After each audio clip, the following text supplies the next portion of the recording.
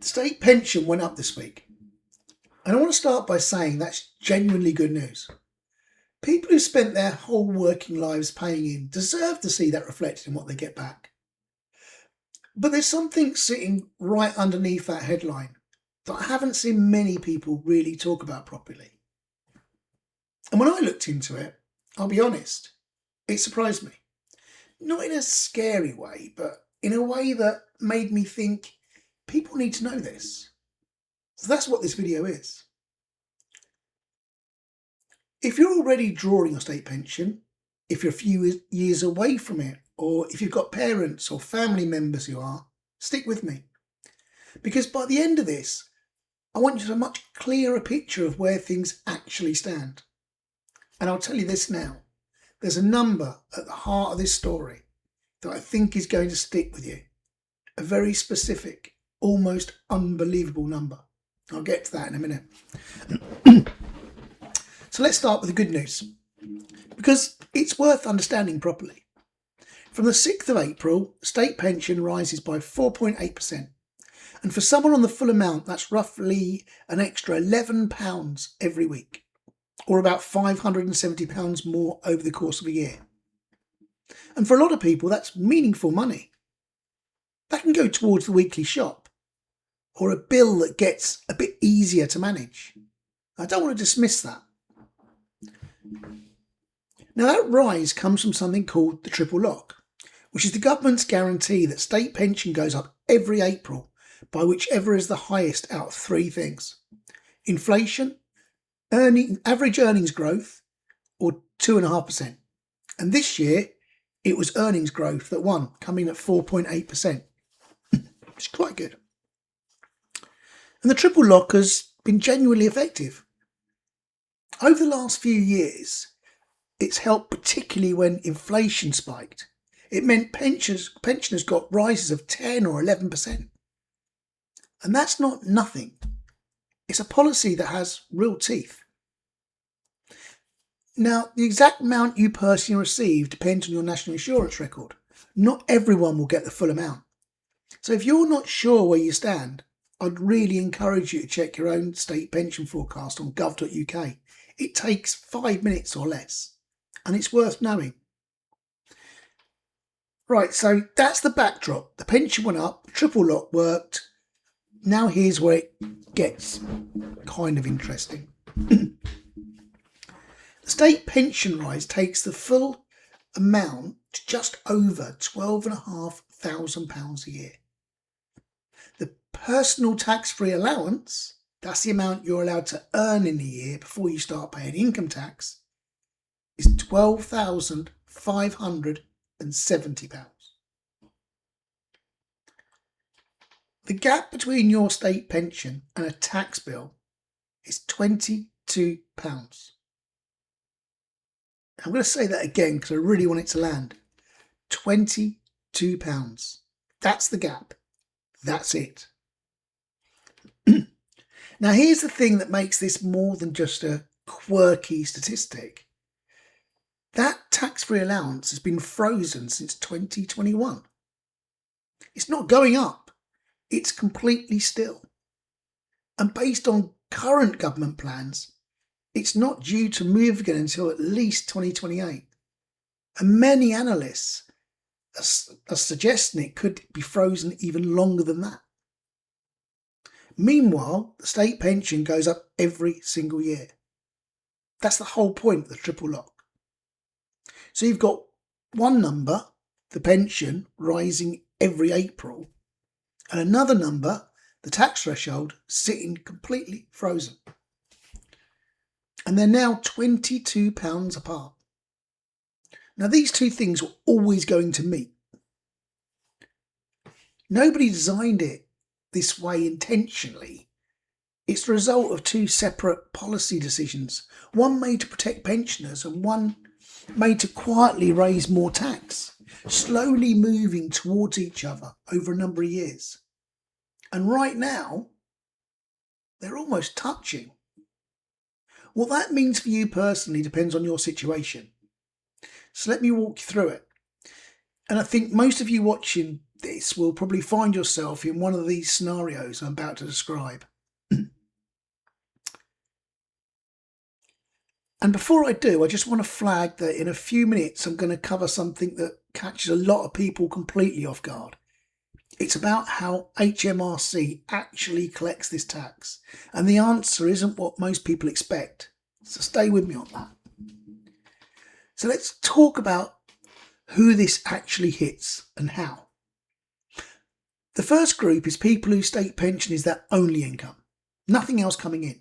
No workplace pension, no savings interest, nothing. If that's you, then this year, just about, you're still under the threshold. Your annual pension is roughly 12,500. The annual allowance is 12,570. So you're just under it. Just. So you're not paying any tax. At least not in your state pension this year. But here's what's coming. Based on current projections, if the pension rises by even the minimum 2.5% next April, it goes over that frozen threshold, which means from April 2027, even people with nothing but their state pension could be looking at an income tax bill, possibly for their very first time. Now, the government has said publicly that they don't intend for that to happen. But at the moment, right now, at the time of recording this, there is no law in place that formally prevents it. It's literally a verbal assurance, not legislation. So it's something to keep a close eye on. And I will cover it on this channel when we know more. The second group is probably the biggest group watching this. And that's people who have a state pension plus some other income on top.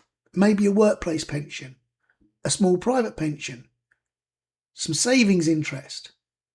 And with rates where they've been the last couple of years, more people than you'd think are getting a meaningful amount of interest. Or you can have rental income, a bit of part-time work, a small annuity. All of that gets stacked on top of your state pension when MHRC works out what you owe. And depending on what that other income is, you could already be well over the threshold and paying tax, potentially more than you realise. And I want to give you a real sense of how this plays out in practice without getting too deep into the numbers. Just think of it this way. Say someone has a modest workplace pension, nothing flash, just a few £1,000s a year from a job they had 20 or so years ago. Their total income tips them over the threshold. They're paying income tax on the portion above it. Now that's not a disaster, but it does mean the headline 4.8% rise they just got, well, after tax, their actual gain is noticeably smaller. In some cases, the real increase after tax is closer to 2 or 3%. Now those are illustrative figures, and everyone's situation is different.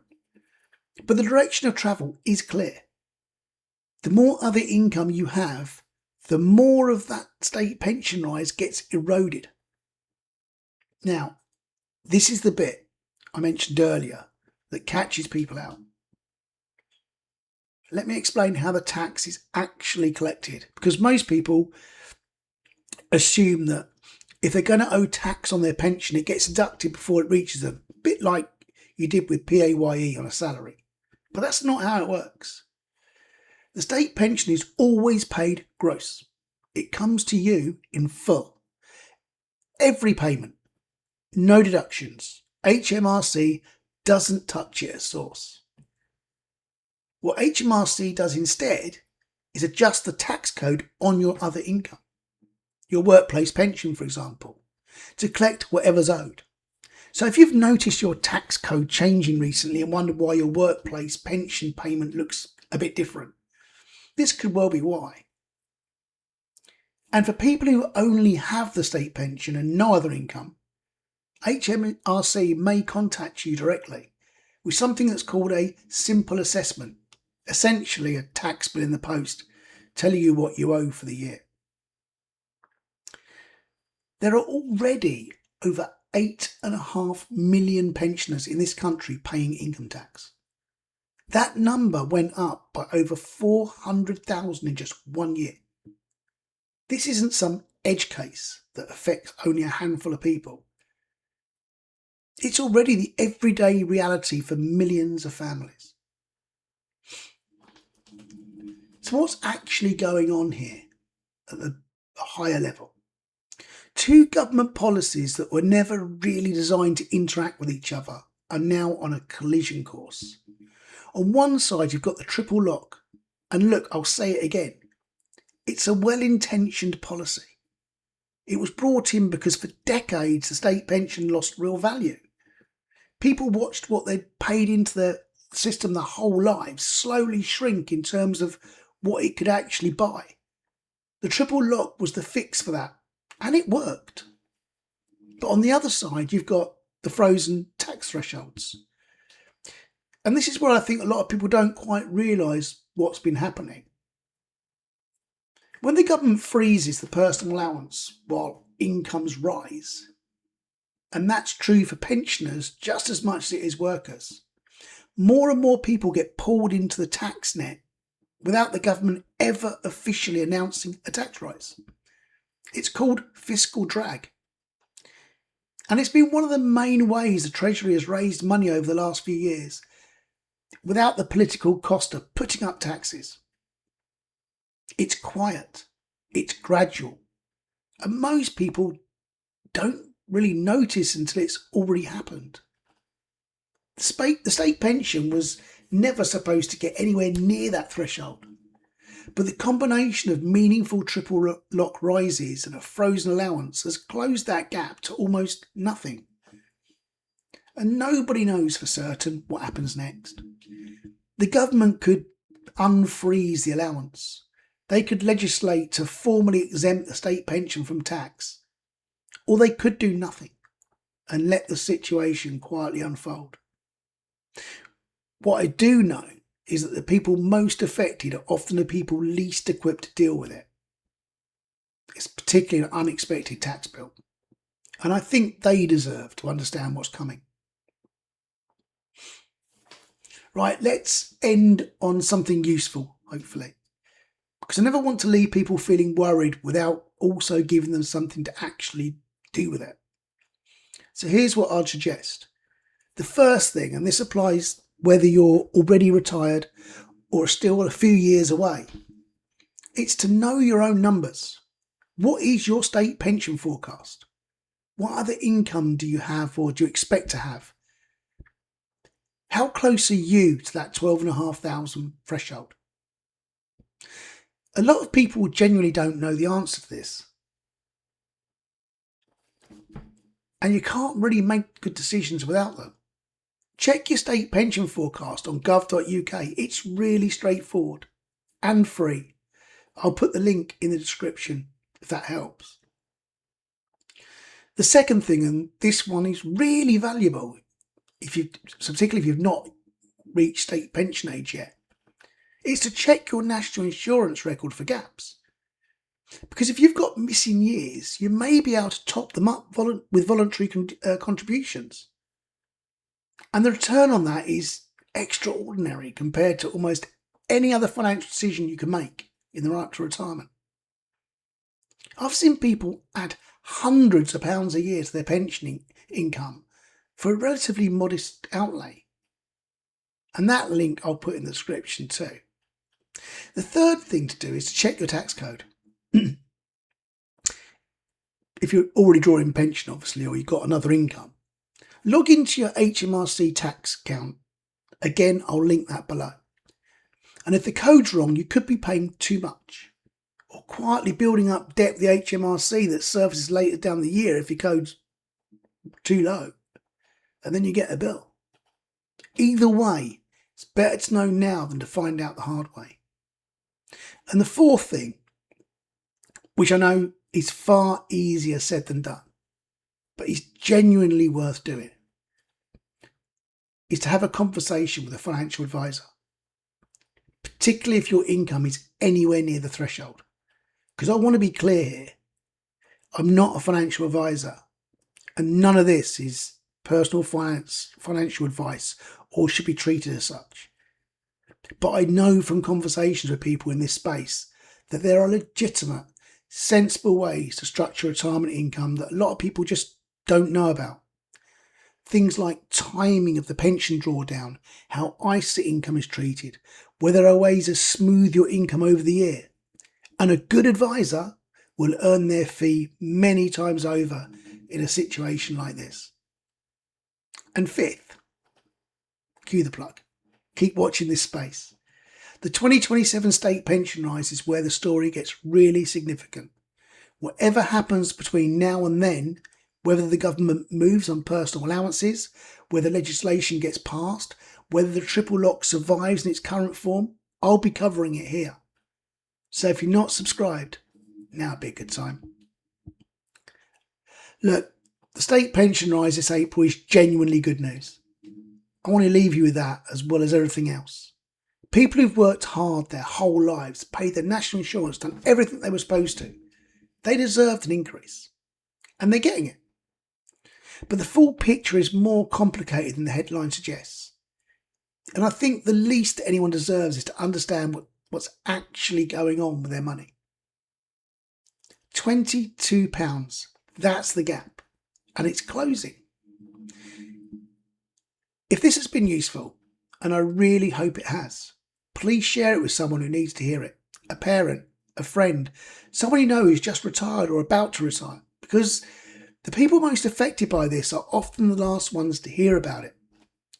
Hit subscribe if you'd like to stay across this kind of stuff as it develops. I'll be here when the next chapter of this story unfolds. And drop a comment below. Tell me if this affects you. Tell me if you've already had the HMRC letter. Tell me what questions you still have.